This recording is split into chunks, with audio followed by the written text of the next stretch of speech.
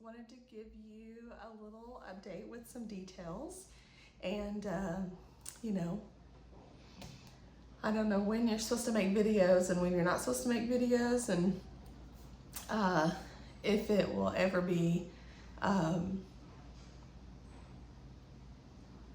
not a cry fest, but we'll see. We're gonna try. So, so I wanted to give you guys a little update because I think a few people have asked me.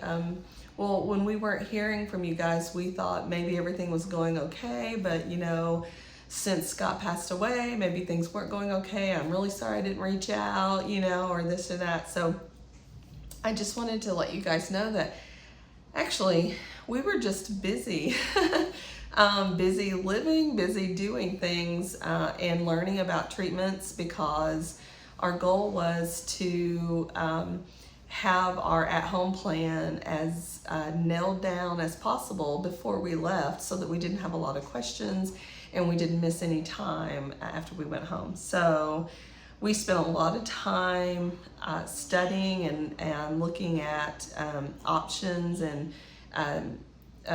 you know, machinery or therapy things to buy, and what we should do and shouldn't do, and you know, the benefit, risk, and reward out of all of them. And so we just got busy, and then, you know, we were tired from that and the constant therapies that he was going through. It's a pretty hard schedule here for 3 weeks, intended to be that way. But anyway, so kind of like today, you really have to make time for videos and video updates and to make it a priority. And so we just decided to skip that and do some other things. So I don't want you to think that we were having really bad days in between videos, and especially since the last video. As a matter of fact, I had told a few people that Scott went 5 days without a headache, which was such a blessing, because his headache was really like the thing that he really struggled to deal with, because it was just constant. And so he had 5 days with no headache, and we were really grateful for that. So anyway, let's talk about like the 48 hours prior to him passing away. So on Friday morning, he woke up, 5th day, headache free. And he said maybe at times, like depending on the therapy, he might get a little headache, like a 1 or a 2 pain level, but then he could quickly recover from that. And so so Friday morning was a good day, started out a great day. We'd been having great days. He did all of his therapies, and we actually finished early, and we were really planning to do another video update that day. And then we decided instead we were going to go walk. So we went outside and we went for this long walk, and he was starting to have a little bit of balance issue. So things like that just kind of come and go when you have brain cancer, or you know, maybe just any other kind of disease. But it was just something he happened to be dealing with on kind of started on Friday. And so we were practicing some techniques that we were told to implement to basically ensure that he didn't lose his balance. And so we were walking and strategically trying to do some of those things. So when we got back on Friday evening, we actually came back later than we were supposed to and didn't realize what time it was, because we were, of course, visiting with friends, because as you all know, Scott and Mary Parham cannot walk into a place and not talk to people and, you know, spend too much time rather than whatever we talking rather than whatever we actually went there for. So we got back about 8 o'clock, and we forgot that that night he was supposed to take some meds at 7. So the nurse was like, you know, really? So Scott just played it off like that, you know, it was all my fault. And he said, you know, when we get by herself, you know, she's all over me, dude, and I can't, you know, stop it, you know, and all this stuff anyway. So he got the nurse laughing, and as typical. So then the nurse reminded him that he had to fast from that point until the next morning, because he had to have a 12-hour fasting in order to do his blood work and ultrasound, because we were having our checkout review on Monday morning, and they needed time to get the results back. So we went to bed Friday night. He slept really well. We got up Saturday morning. No, I'm sorry, I'm a day ahead. So all of that stuff was on Thursday. Friday morning, we got up on Friday morning, and again, he felt great. And then he said, we should, you know, take care of like some final stuff with the doctor and the nutritionist and some other stuff, so we could just kind of get that stuff wrapped up. And then, of course, you know, I'm in the process of building a spreadsheet that will help track, once you go home from a treatment center like this, all the medications and the therapies and the time of day and all that kind of stuff, because, you know, that's what I do. So anyway, he said, then you'll have the weekend to work on that, and then when we do our review on Monday with everybody, they can look at that and see if maybe that's something that everybody, they want to, you know, share with people here and to take home with them if they'd like to have like a schedule. So I was like, that's a great idea. So we worked really hard on Friday to get everything done. We got all the therapies done, all the meetings done, everything done by about 3:30. And he actually had hyperbaric chamber, which was the very last therapy, on Friday from 3 to 4. So I put everything away, come down, was waiting on him to get out. When I come around the door, the nurse was kind of talking to him and saying, are you okay, or whatever. So I stuck my head in to see what was going on, and he said he was fine. He wasn't sure why they were asking him that, and so he got out. The nurse asked him to sit on the bench, and he said he felt like there was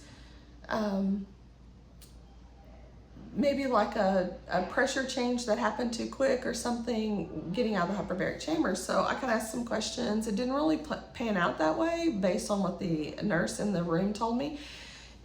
He said rather it was just Scott was really slow to get up out of the hyperbaric chamber, and so they wanted to evaluate him. So we actually had time to do that because we were finished with all of the therapies, and it, you know, didn't have like a schedule to keep. And so we waited for the doctor to come, and the doctor checked him out and said, everything seems to be fine. There's no like large pressure behind his eyes or, you know, things that he had experienced in the past. He, you know, did a couple balance things. He passed those. So anyway, a lot of testing going on. And so the doctor said, well, if you feel fine now, then we'll just move forward, and, you know, let's stay on the same regimen of steroids, other things. Steroids really important because of the swelling around the tumors in the brain. Has to be controlled, or you're not making any progress whatsoever, because the symptoms are so bad that you can't get past the symptoms to treat the problem. So we stayed, we were supposed to reduce the amount of steroids that day, and so we decided just to stay on them, stay on track. And then also we were just going to stay on track with it's sort of an anti-seizure protocol. So the main problem that we were trying to avoid by coming here and you know, really just the things we were doing at home is to avoid a major seizure, because it sort of goes one way or the other when that happens. And of course, Scott said quality of life over any other choice, right? So we decided we would do all of that therapy as a standard here so that we could manage and hopefully avoid any major seizures. So after the evaluation, we went back to the room. We had about 20 minutes, and we decided he decided that we were going to go out to dinner instead of eating in the cafeteria. And the reason we were going to do that is because I had a tooth pulled here, and at the dentist, they have a biodentist here that I had one root canal. You can go research that if you want, but I decided that that wasn't something that I wanted in my body anymore, so I wanted it out. And so I had a tooth pulled a couple days prior, and so he was sensitive to the fact, of course, because he was always sensitive to my needs, that I maybe would enjoy some soup or something where I didn't have to struggle to eat. And so he said, let's go out to dinner. So we told the nurse we were going to go out to dinner. The nurse gave me his evening meds just in case we weren't back in time to have those. And so about 6 o'clock, we walked out, and again, we practiced the balance things on the way down the sidewalk. And Scott said, he felt great, and we were just enjoying life, right? Everything was going really well. And I said to him, hey, we really need to make a video update tonight. And he said, I don't know why you don't just do those by yourself, because people don't like to look at my ugly mug. They'd rather look at you. And I said, that's very flattering, but I believe that they'd like to see your face too. So we decided that Friday night we were going to make a video. And so we got to the restaurant, and a couple of our friends were already there eating. And so we sat down. Scott ordered a filet with grilled vegetables. And it came out. It was perfectly cooked. They do a really small filet. The whole restaurant is all organic, and that's a great keto meal. And he was on a keto diet. And so he ate every single bite of that steak and veggies. And it was, just raved about how perfect it was. And so I had my soup, thoroughly enjoyed not having to chew my food for once in a couple of days. And then some more of our friends come in. So this was just a few minutes before 7. And we had, I guess what you would say is a blessing, because, obviously somebody other than myself is in charge. And so we just had a plethora of people from the hospital coming in and out. And so I would say there were probably 2, 4, 6, 8, 10, 12, there's probably 14 people from the hospital in the restaurant at this time. And it all happened in a matter of like 2 minutes. They just kept coming in. So they had finished dinner here and was coming down there for a smoothie or something extra, because the meals are really small here. And so everybody started walking in, and they all started just sort of pulling up chairs and sitting with us and sitting at the table next to us, so we're all just sort of kind of monopolizing the whole side of the restaurant. And Scott started looking at the menu again, and I said, what are you gonna get now? I can't believe you have room for anything else, because he has been eating small meals. And he said, I know, I am full, but I'm looking at maybe a shake.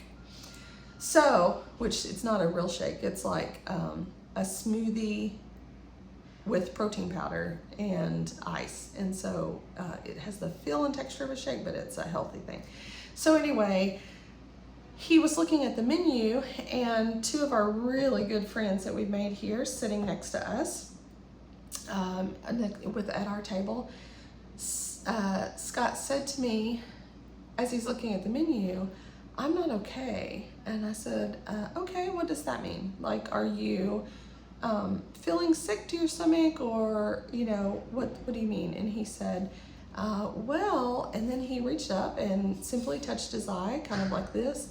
And I said, oh, are you having pressure behind your eye again? And he looked at me and he went, like that's not really it. And then it started, and I recognized, gratefully, that I recognized very early that it was a seizure. And so I got up, of course, and braced him to keep him from falling or hitting his head or anything like that. And so it was a massive seizure. It lasted for several minutes, and I got him out of the chair and to the floor of the restaurant on the tile safely, so that he didn't hurt himself, and laid his head in my lap. I got him a little on his side, and just did what I knew to do. I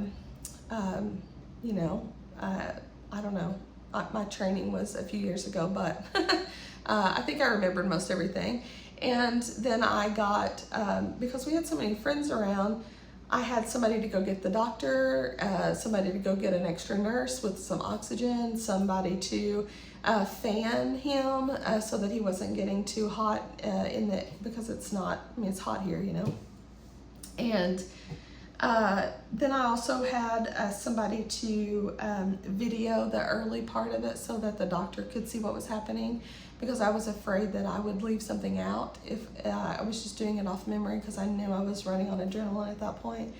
So we were able to capture great documentation for the doctors to analyze, and I was really thankful that we had so many people present, and they were all very helpful. So anyway, we got Scott through that first really hard seizure, and he was conscious the whole time, and his heart didn't stop or his breathing didn't stop, anything like that. He got through that, and I was still talking to him, and he had kind of some residual seizure activity after that for another minute or two. So it's kind of a little bit of a wave thing. And we actually, I was talking to him so consistently that in between, I knew when something was really happening, because he was making eye contact with me, looking up and making eye contact with me and listening, and he was responding by blinking his eyes, yes or no, with one or two blinks. And so he was able to follow direction pretty much the whole time as after the first major seizure ended. So anyway, we got through that. The doctor got there. I was able to communicate with the doctor and the nurses everything that was going on. We got him oxygen on. I would say probably 4 minutes, maybe 5 minutes had passed from the very start of it till they got down there to assist. And so we had, quick response, got everything he needed. He, by the time they got there for something to put him on a board to get him on the stretcher, I'm not sure how many minutes had passed then, maybe like 15. He was already talking to me, answering questions. He wasn't sure where he was, but I told him we were still at the restaurant, and he was like, "Oh, wow. So did everyone here see my face melt when I had the seizure?" And I was, just kind of giggled and said, "No, honey, of course not, because, I'm a good wife, and I stood between you and them and protected you. So you got, no one has any idea that you were making a weird face or, doing anything weird." And he was like, "Oh, shoo," So anyway, we were just joking about the situation, because you either laugh or cry, right? So we got him on the ambulance to go to the hospital for evaluation, because we don't have the ability to do CT scans here at the cancer hospital. So we needed to go to the hospital to get a CT to see if he was having any brain bleeds. And so we got him on the ambulance to do that. And he was answering all my questions when he left, and they confirmed all the way there, kept calling back and telling us that he had everything that he needed. He was very stable, answering their questions still, communicating with them. He was tired, of course, just exhaustion was starting to set in, following the seizure, but otherwise he was very stable. He remained stable the whole time, went to the hospital, had a CT scan, and I got to the hospital probably 15 minutes or so after he did, and maybe 20 minutes, and got to sit with him, answer all their questions, and then sit with him until he went back for CT, and then they brought him back and then sit with him the rest of the time. So other than he was just really, really weak, everything was functioning. He was doing great, talking to me, answering questions, even asking questions himself, you know, all of that. So great communication skills. He did look at me at the hospital and tell me that he wishes I would stop trying to keep him alive, which I hesitated at and said, you know, technically I'm just standing here and you're just laying there, so I'm not real sure what you want me to quit doing. And he said, you know what I mean. And I said, well, I do want to go back to the cancer hospital and get you the proper protocols so that we avoid another one of these. And he said, see, that's what you're doing. And so I said, well, we're going to agree to disagree, and that's just the way it is. And he said, well, I just want you to know, like, I'm really serious. It's okay. And so really, I told my boys and Scott's mom and Joe, as well as his brothers, I really think at that moment he kind of knew what was going on with his body, and that was his way of telling me, like, you know, I needed to get ready too. So so we had probably about an hour and a half. He got to rest, and of course he was having a major headache at this point, and so they gave him a little Tylenol to help with that, and it didn't help much, but we didn't want him to have something that would make him more sleepy because he was already exhausted from the seizure. So the driver come back to get us finally around, I want to say it was like 1 in the morning, maybe 1:30, and then I probably should have checked the timeline before I started the video. Anyway, so about 1:30, let's say 1:30, we left the hospital, come back to Tijuana to the actual cancer hospital, got Scott inside. You know, he stood up, he had assistance, of course, we didn't want him to fall or anything, but he did stand up on his own out of the SUV and turned around to sit down in the wheelchair, and he told them that he was exhausted and he hoped that they didn't have a whole lot planned for him. They sort of giggled and said, well, it's not physical activity. So he just kind of shrugged and smiled, and so we started up the ramp, and he sort of went forward a little bit, and I thought maybe it was just exhaustion, but then I realized we probably should hustle, because I was just thinking about how much time had gone by, and I was worried we were getting too close to maybe another seizure because of the time lapse. And so I wanted to know exactly how much they had given him from a steroid perspective so that we could make sure he had the max dose that day, so on Friday. So I called back to the hospital and got the exact dosage that they had given him there so we could add it to what he had taken here at the cancer hospital, and he got the remaining for the max dose he could have. So that was step one, and then they gave him some pain medicine that also would help lower his blood pressure because of the pain and the headache and everything caused your blood pressure to go up, so his blood pressure was a little high. And as soon as he had all that, his blood pressure was absolutely perfect for the first time in probably 5 weeks, I think. It's about 5 weeks he's been having some high blood pressure issues. I think all pain related, but who knows. Anyway, so we went forward with just having those IVs and doing the basic things they do here to just ensure that he doesn't have any major episodes. So we went through that process, and he fell asleep, and then he was sleeping really well. So the doctor said, you know, let's give him a couple hours to rest, and then we'll start again when he wakes up. And I said, you know, it's a great idea. I could probably use a little sleep too. So this was about 2:45, I think. Of course, we're all talking Pacific Standard Time here. And so I sort of kept dozing off, and then I realized he was kind of flip-flopping a lot. It was super uncomfortable. And I said, is your pain, you know, going back up, or what's going on? And he kind of sort of stopped saying much to me other than yes or no, or or, you know, things like that. So I just was sort of driving him crazy because I was constantly asking him questions and doing things. And so he did the, okay, Mom, thing at me.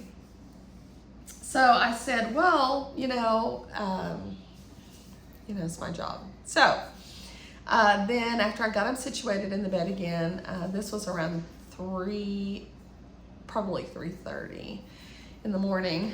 I said, do you still love me? And he said, yes. And I said, well, that's good. Okay.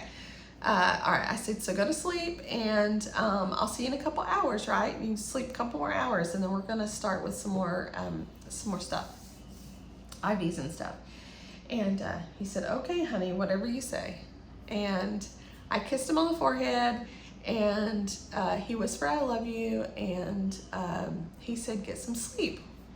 So I went over on the other bed. There's 2 twin beds in every room. So I went over on the other bed and laid down and almost dozed off. And I heard his bed creak. And when that happened, I immediately bounced up and realized his left leg was seizing. And I mean, he was having a seizure, but it was showing up in his left leg. And so I quickly adjusted it and set it up, his knee up on a pillow so that he wouldn't, break a toe, or I don't know, sprain his ankle or whatever, pushing on the end of the bed. Got him situated, got him turned around, and just watched him, sit and stared at him for about a minute or so.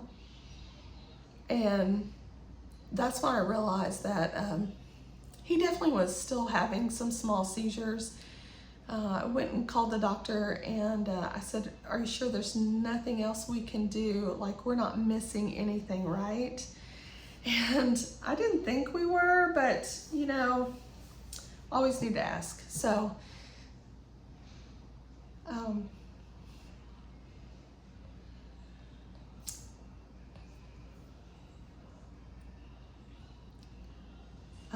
anyway, so I text our friends that are here in the hospital in a little, just said, anybody awake? And 3 of them were awake. So I asked them if they would come down to the room we were at. I thought I might need their support, and they were down in just a few minutes. And so I shared with them what was going on, and I said, if you don't mind, he is resting well still through this, but I would really like for you to sit here so that I could have a minute to make a couple phone calls. And so I did that, and then I come back in and,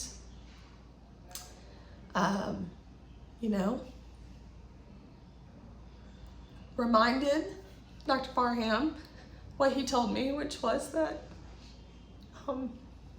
quality over quantity. So that's what we asked for, and I felt like that's what we were getting. And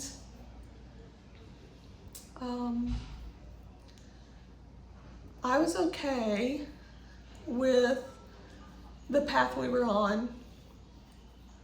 And whatever he decided, however he decided to manage this was going to be perfectly fine with us, with myself, with Devin, with Ben, our boys. And I knew that his mom would agree as well. And so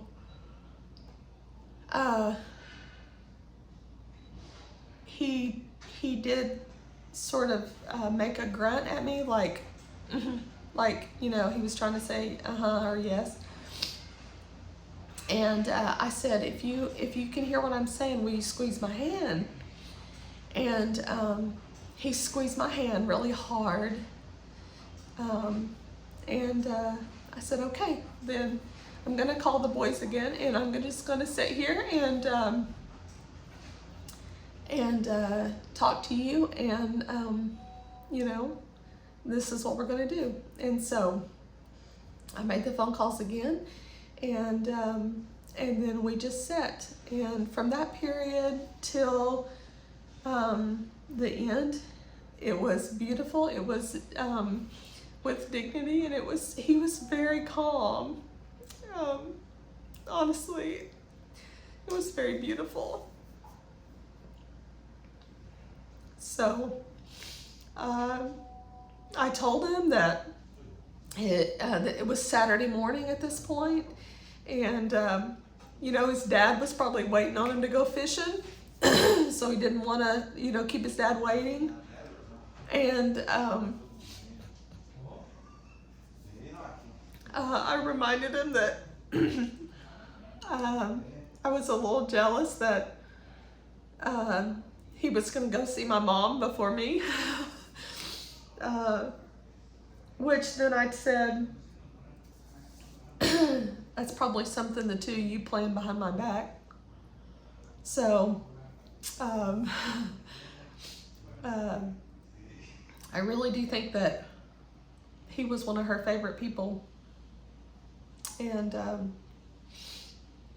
I'm sure that she was one of the first people that had a comment for him when he got there. And so anyway, I had a really amazing moment at the end. His heart was the last thing to stop, and I asked the doctor if it'd be okay if rather than having monitors or any kind of machines going, if it would be okay if we just listened with a stethoscope. And so he shared a stethoscope with me, and in perfect accord, we listened until the very last beat. And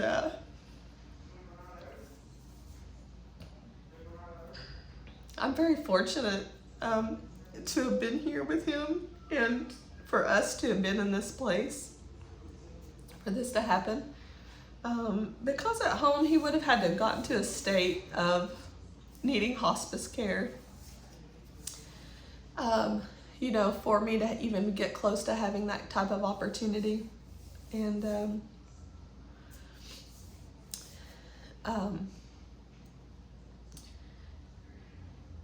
it was just, it was a very beautiful passing. And he got steak and vegetables, and in his own words, he got to go on a date with his girlfriend.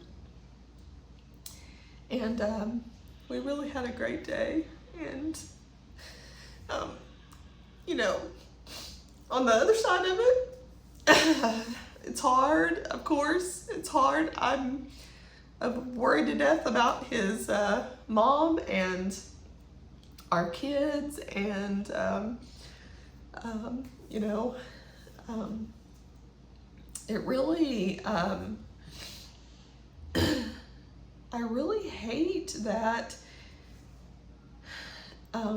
he's not going to be here to take care of his patients. The amount of messages we've gotten from patients, current and past, is overwhelming.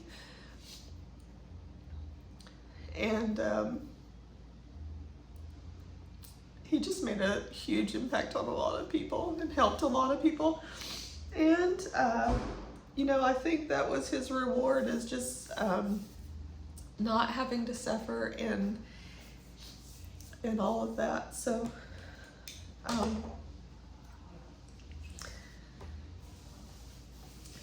he lived a very full life. He lived every minute of every life, and I just think that, you know, like he said, we have to keep living and enjoying each other. So I know that thousands of you have shared with me that you have selfies from him on your phones, because he loved to pick up someone's phone and take selfies. Man, he loved that more than anything. He did it to several people here. I even warned them that this was a thing with him, and they still have selfies on their phones. We have literally spent a whole day and a half laughing about the fact that so many of them here, the patients here and their companions, have selfies on their phones of Scott Parham. So here's what I really love. I'm going to post a link in the comments under this video, and it's a place where you all can upload photos if you would like. And if you can't figure out how to do it, I think you could maybe just send them in the instant messenger to the clinic page, and we'll get somebody to upload them.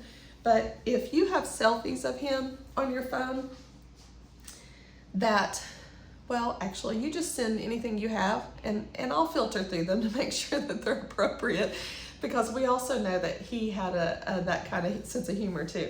So send me whatever you like, and I plan to use that and make a video for his celebration of life when we get home, using selfies that he took on other people's phones. And there'll be other photos because, you know, about a year and a half ago, or 2 years ago or so, after COVID started, he decided he was going to spend his downtime scanning in all of our photos and making them digital. So I think every photo we've ever owned, or my mom had, or his mom had, we have digitized it. So we have a lot of photos to use from his childhood, and from all the places we've lived and people we've met and friends he's made. He has some really amazing friendships, and